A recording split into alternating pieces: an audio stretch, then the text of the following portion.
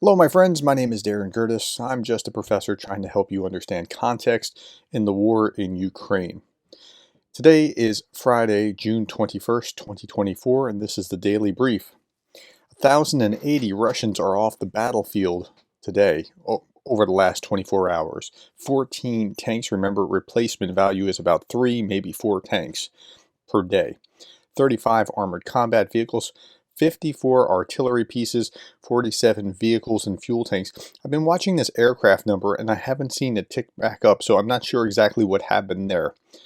The big story, though, is that we just passed a pretty significant number. And I'll get to that in just a moment. Here are the losses from Andrew Perpetua: 52 Russian losses, 28 Ukrainian losses. And so it's not quite 2 to 1. 29 in the Russian losses, 29 combat assets, 1 abandoned, 17 destroyed, 11 damaged. On the Ukrainian side, 10 combat assets, 1 destroyed, 9 damaged. I'm more comfortable when there's about a 3-to-1 ratio rather than a little less than 2 to 1, but still okay. This is the number that I was talking about that is significant, and I saw the number and I was like, wow, that's pretty amazing. They just passed over 8,000 tanks, Russian tanks, off the battlefield. What does that mean exactly? Well, a Russian tank battalion, I started to nerd out on this and just go down a rabbit hole. A Russian tank battalion typically consists of about 40 main battle tanks, according to Current Affairs magazine, The Diplomat. Each of the Russian tank regiments has around 93 tanks in 3 battalions. Now, I realize there are different types of tanks and that sort of thing, but essentially 40 tanks, that you're looking at about 200 tank battalions wiped out. Now, it's not exactly the same because there's different types. I get it, so don't put that in the comments. I understand. I'm just trying to ballpark. Or the equivalent of 86 tank regiments, right? A tank regiment has 93 tanks in it, 86 tank regiments. And what's the cost here? With the monetary cost of this sort of thing, what's just happened since the war began? Okay, so this was an early figure. It was March 29th of 2022, showing like what the losses were and cost per tank and things along these lines. Okay, and so they gave a tank cost average of about 2,450,000. Okay, let's say that that's the case. You're looking at the Russians have lost $19 billion well, more than 19 billion, 19 billion 600, yeah, in just in tanks. So it's a pretty significant number that has happened here with the loss of 8,000. Then I thought, how many tanks did the U.S. lose in World War II? The U.S. only lost 7,000 tanks in World War II, in all of World War II, in the Eastern Theater of Operations on the Western Front. That's wow. And the Russians have just past 8,000 tanks. Okay, I'm done with that rabbit hole for now. 1 person killed in Zaporizhia, 2 wounded, the consequence of hostile shelling. Today, Russian troops attacked one of the settlements in the Poholiv district. 2 residential buildings destroyed, a fire broke out, rescuers found 2 victims. Now, I looked at these pictures and I thought, Russia thinks they're winning because this is how they define winning. This destruction is how they define winning, and it's very sad to see. Ukrainian forces recently advanced near Vovchansk, and they're really squeezing the Russians in Vovchansk, and that's a very positive thing to see. Meanwhile, Russian forces are advancing near Chasiv Yar, Avdiivka, Donetsk City. Okay, so the Russians on the normal line of contact are still progressing little bit by bit, but they're still making some progress.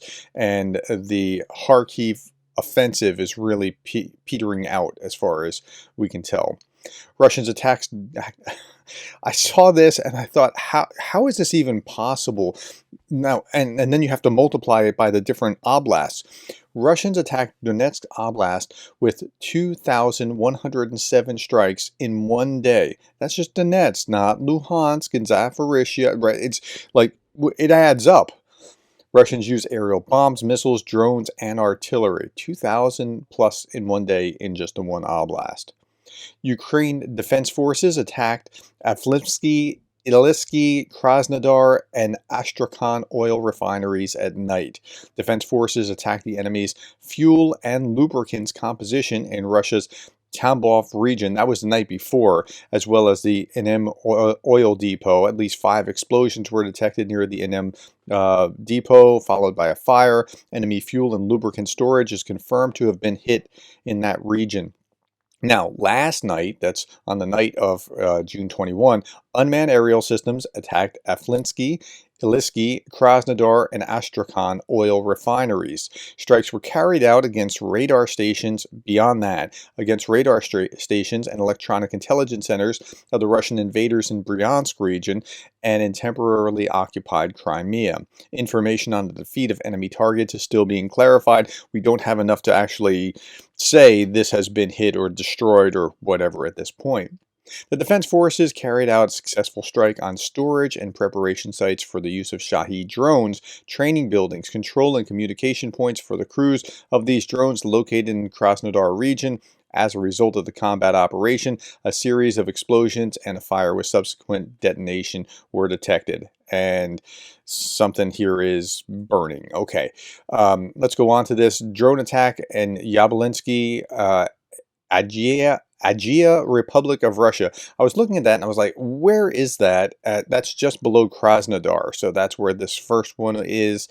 Drone attack reported in Yetsk, Rostov region, and that's not supposed to be like that, but yet it is. Krasnodar oil refinery was targeted. Yetsk Air Base is the home to the 859th Naval Aviation Training Center. So multiple strikes there. We just don't know exactly what has happened so far. Meanwhile, the Russians are helping take down Russian aircraft as well. Apparently, multiple Russian channels report that a Russian Ka-29 was destroyed. They claim while operating against Ukrainian USVs, and the Russian chopper was targeted by a malfunctioning Panzer air defense system, whose IFF considered it to be hostile and shot it down. So, okay, there's that. Ukraine, let me switch gears to something political now.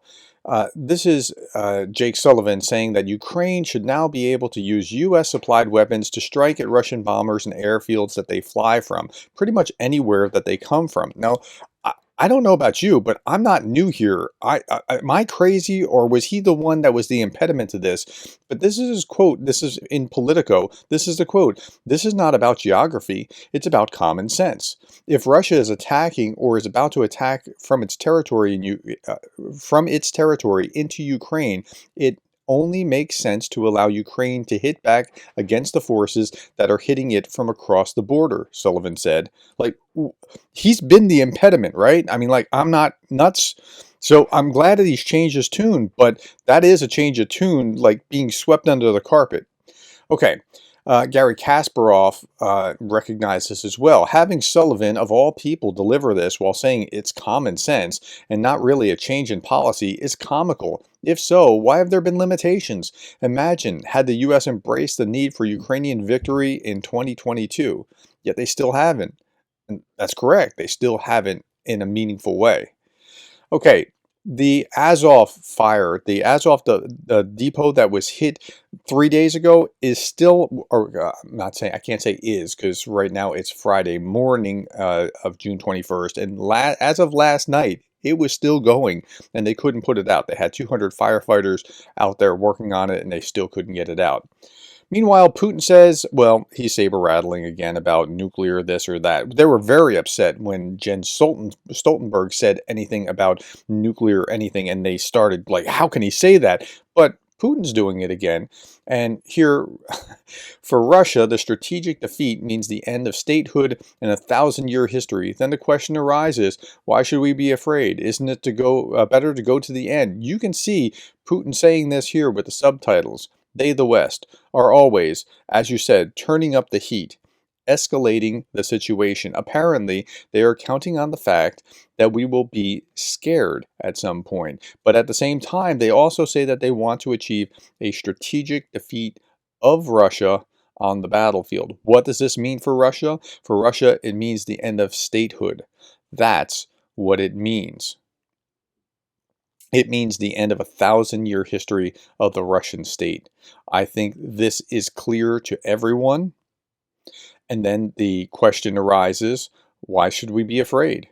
Isn't it better to go until the end? But what does until the end mean? Like, okay, so that sounds kind of ominous, right? Well, even RT clarified this, Dmitry Peskov. You don't see them do this very often. President Vladimir Putin's statement about Russia's intention to go all the way referred to achieving its strategic objectives in the Ukraine conflict. Kremlin press secretary Dmitry Peskov said, okay, yeah, I'm glad that they're trying to walk that back rather than talk about nuclear or something, but wow. Okay, a little bit of good news, and then we'll end with something kind of fun. 7 children returned from occupied communities in the Kherson region to Ukraine-controlled territory. Anytime children return back to their parents in this horrible abduction scheme that Russia's been involved in, anytime they return, this is good news. And then finally, this was on RT, and I thought, wow, I've got to show this. So when Putin went to North Korea, they exchanged gifts. Kim gave him a few dogs and a painting and a bust of himself, and Putin brought Kim an Arius. An Arius is like their limousine or their Cadillac, their highest quality vehicle. Well, then they went for a joyride together, and it was just fun to watch. I don't know how to describe it any better than that. So apparently Putin's driving and Kim's having a great time and they're telling jokes. I don't know that I don't know if he speaks Russian or Putin speaks North Korean or they got translators, but they're just having a good time. We even all cross the middle of the road. It's just fun. And how can you not have fun in the Russian luxury car? Oh, Kim gets a chance to drive and now Putin's having a good time listening to Kim talk about driving this vehicle. So, okay, this was on RT for some reason. I don't quite understand. Anyway, that's it. Thank you for the likes, the shares, the subscribes, and thank you for being the kind of person that cares about Ukraine.